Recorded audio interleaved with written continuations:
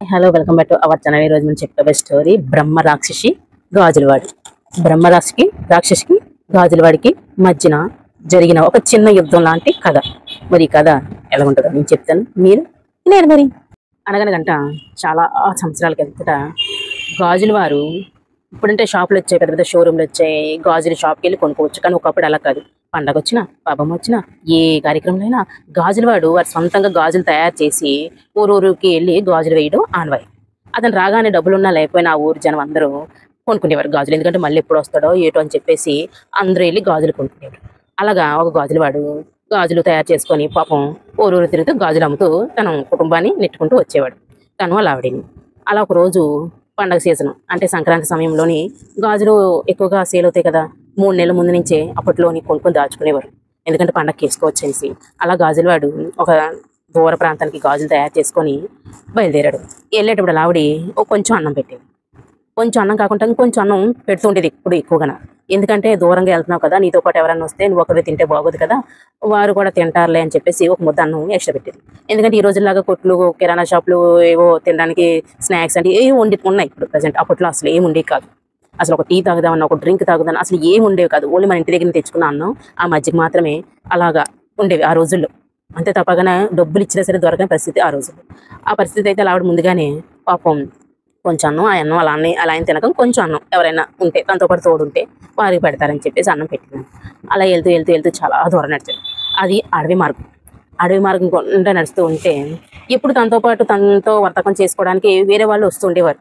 Only గాజులే కాకుండా వేరే items అమ్ముకునేవారు. ఆ రోజుల్లో ఊరూరు తిరిగి అమ్ముకోవడమే కానీ ఒక ప్రత్యేకమైన కొట్టు అంటే ఏమి ఉండే కాదు. వెళ్ళి కొనుక్కోవాలన్న ఆలోచన కూడా అప్పుడు జనాలకు లేదు. అయితే ఎవరూ రాలేదు ఆ రోజు. ఆ ఊర్లో అమ్మేసుకొని తిరుగు ప్రయాణం అవుతున్నారు. బాగా ఆకలేసింది. అక్కడే ఒక దూరంగా ఒక మర్రి చెట్టు ఉంది. ఆ టైంలో మర్రి చెట్టు దగ్గరికి వెళ్ళకూడదు, కానీ ప్రశాంతంగా ఉంది, ఎవరు లేరు కదా, పడుకోవచ్చు కాసేపు అని చెప్పేసి అక్కడ సేదతీరి అన్నం తిన్నాడు. అన్నం తినేసాడు. అలా ఆవిడ అన్నం ఎక్కువగా పెట్టింది. ఆ అన్నం నిలవ ఉండదు కదా, పాడైపోతుంది కదా అని చెప్పేసి తను తినేసి పచ్చడి తెచ్చుకున్నాడు, మజ్జిగ తెచ్చుకున్నాడు, అన్ని కలుపుకొని తిన్నాడు. ఒక అంటే ఇప్పట్లాగా ఆకులు కాదు, ప్లేట్లు కాదు, బాదం ఆకులు కొంచెం పెద్దగా ఉంటాయి కదా, అయ్యో 2 వెళ్తూ దారిలో 2 ఆకులు తీసుకొని ఆ ఆకులో తినేసి ఆ మిగిలిన అన్నం అందులో పెట్టేసి ఆ పడుకొని వెళ్ళిపోయిన తర్వాత ఆ మర్రి చెట్టు మొదలనే వదిలేసి వెళ్ళిపోతే అక్కడే మర్రి చెట్టు మీద ఒక బ్రహ్మరాక్షసి ఉంటాడు. ఆ బ్రహ్మరాక్షసి ఎప్పుడు మనుషులు చంపుకు తినడం, పీక్కొని తినడం, జంతువులు పీక్కొని తినడం, అంతే తప్పగానే అది ఎప్పుడు అన్నం తినలేదు. అన్నం అంటే ఎలా ఉంటుందో కూడా తెలియదు, ఆ రుచి దానికి తెలియదు. అలా అయితే ఒక రోజు ఈడు వదిలేశాడు కదా, ఆ రోజు తనకి ఏ ఆహారం దొరకలేదు. ఈడేమో వెళ్ళిపోయాడు, చూసుకోలేదు, ఉన్నప్పుడు చూడలేదు. ఓ పక్షి దొరకలేదు, ఏమి దొరకలేదు, పండు దొరకలేదు, ఏ ఫలము దొరకలేదు. ఇదేదో బాగుందని కిందకు వచ్చి చూస్తే ఏదో తినే పదార్థం లాగే ఉంది అనుకొని అది కలిపి 4 మీద రాసుకుంది. అబ్బా భలేకుందే అనుకుంది, ఎందుకంటే అందులో పచ్చడి ఉంది, పెరుగు ఉంది, అన్ని కలిపేసరికి అంత రుచిగా తగులుతుంది కదా, చాలా బాగుంది. వానిసరికి మళ్ళీ తినింది. ఇంకా అలా గబగబా మొత్తం తినేసింది. అబ్బా ఈ అన్నం తిన్నవాడు ఎవడో కానీ వాడి ఇంటికి నేను వెళ్ళిపోలేను కదా వెంటపడి అని చెప్పేసి అనుకున్నాను. అనుకుంటూ ఆ చెట్టు మీద అలాగా ఉంది.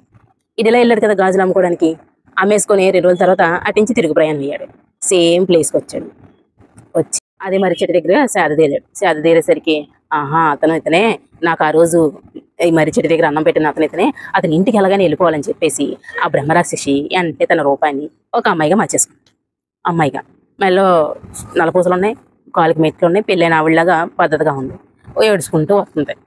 ఏమమ్మా ఏడుస్తున్నావు అని అడిగితే, నేను దారి తప్పిపోయానండి, మా ఊరు గుర్తు రాదు, మా ఆయన పేరు చెప్పకూడదు కదా, నేను మా ఆయన గారి పేరు నేను చెప్పలేను అనేసి ఏడుస్తూ ఉంటే, సరే అమ్మా నువ్వు బాధపడకు, మీ ఆయన గారి పేరు మీ ఊరు కనుక్కొని నేను దేబెట్టే వరకు మా ఇంట్లోనే ఉండదు గంటరా అని చెప్పేసి తీసుకొచ్చి ఇంట్లో పెట్టి, సరే కానీ నీకు జీతం పత్యం నేనేమి ఇవ్వలేను, కొంచెం అన్నం పెట్టగలను, అంతకు తప్ప నేనేమి పెట్టలేను, నువ్వు మరి చిన్న చితగా మా ఆవిడ సాయం చేస్తూ ఇంట్లో ఉండు అని చెప్పేసి అన్నాడు. ఇక తనకు కావాల్సింది అది 3 పూట్ల అన్నం, నాకు 3 పూట్ల అన్నం పెట్టండి అయ్యా, ఇంకేం వద్దు. సరే అని చెప్పేసి తను ఒప్పుకున్నాడు. ఇంటి దగ్గరికి తీసుకొచ్చాడు. ఇంకే పని చెప్పినా చేసేసింది. ఆవులు గేదెలు తోలడం, వాటికి మేతలు, పాలు తీయడం, పేడ తీయడం, ఇంకా ఏ పని అసలు మనుషులు చేయలేని పనులు కూడా చేసేసింది. చక్క చేసేసింది. ఒక స్వీట్ ఎట్లా తినేది కాదు, ఒక కాఫీ టీ ఇంకేమైనా ఎట్లా తినేది, నాకు అన్నమే కావాలి. ఇంకా ఆ రోజుల్లో ధాన్యాలు పండి కాబట్టి అతను కొద్దిగా గొప్ప పొలం ఉంది కాబట్టి బియ్యానికి ఏ లోటు లేదు కాబట్టి 3 పూట్ల అన్నమే వండి పెడుతూ ఉండేవారు. ఇంకే పని పడితే ఆ పని చేసేస్తే ఒకరోజు ఈ గాజులు అమ్మడానికి పక్కూరు వెళ్ళి కొంచెం లేట్ అయింది, చీకటి పడితే ఆవిడ ఒక మంచం మీద తినేం కిందన పడుకొని ఉంటే ఆ రాక్షసి పేరు బ్రహ్మరాక్షసి అని చెప్పింది, నా పేరు రాక్షసి అని చెప్పింది. ఓ ఇదే పేరేమో అనుకున్నారు వాళ్ళు. అయితే అలా ఆవిడ మంచం మీద పడుకొని ఉంది కదా, ఏ రాక్షసి తలుపు తీయే ఆయన వచ్చారు అనేసరికి అది లేకలేక పాపం అలసిపోయింది పనులన్నీ చేసి చేసి తన చెయ్యి ఇలా చాపిది. ఇలా చాపగానే వెళ్ళిపోయి డోర్ తీసేసింది. వెంటనే నేను యథాస్థానంలోనే ఉంది. అలా ఆవిడే ఏ తీరుతుందా లేదని ఇలా చూసేసరికి చెయ్యి సాకి తలుపు తీసింది. ఇంకా అలా ఆవిడే వణికిపోయింది, గడగడగడ బాబోయే అని వణికిపోతే అప్పుడేమో అలా ఆయనేమో అన్నం పెట్టమంటే ఎందుకే వణుకుతున్నావు, జ్వరం వచ్చిందంటే జ్వరం కాదండి అయ్యా, మీరు తీసుకొచ్చింది అది చెయ్యి పొడవుగా సాపి తలుపు తీసింది అయ్యా అది అని అనుకుని అతను ఆలోచించాడు. ఎవరైనా తలుపు తీయడానికి వచ్చిన వాళ్ళు తలుపు దగ్గరకు వచ్చి తలుపు తీస్తారు, వారు చూస్తుండగానే మళ్ళీ వెనక్కి తిరిగి పడుకోవడానికి అవుతుంది. కానీ తను పడుకునే ఉంది కానీ తలుపు తీయబడింది అని. అవును నిజమే, తను చెప్పింది నిజమే అని చెప్పేసి వాళ్ళిద్దరు కూడా వణకడం మొదలు పెట్టారు. బాబు నేను తప్పని చేసిన అందుకే దారిని పోయి దానిలో ఎవరిని ఇంటికి తీసుకురాకూడదని ఇద్దరులా గడగడ వణుకుపోతా ఉన్నారు. వణుకుపోతుంటే అయితే తిని ఎలాగైనా వదిలించుకోవాలని నేను చెయ్యలేని పని చెప్తే చెయ్యలేక పోతానని చెప్పేసి అప్పుడు అన్నది.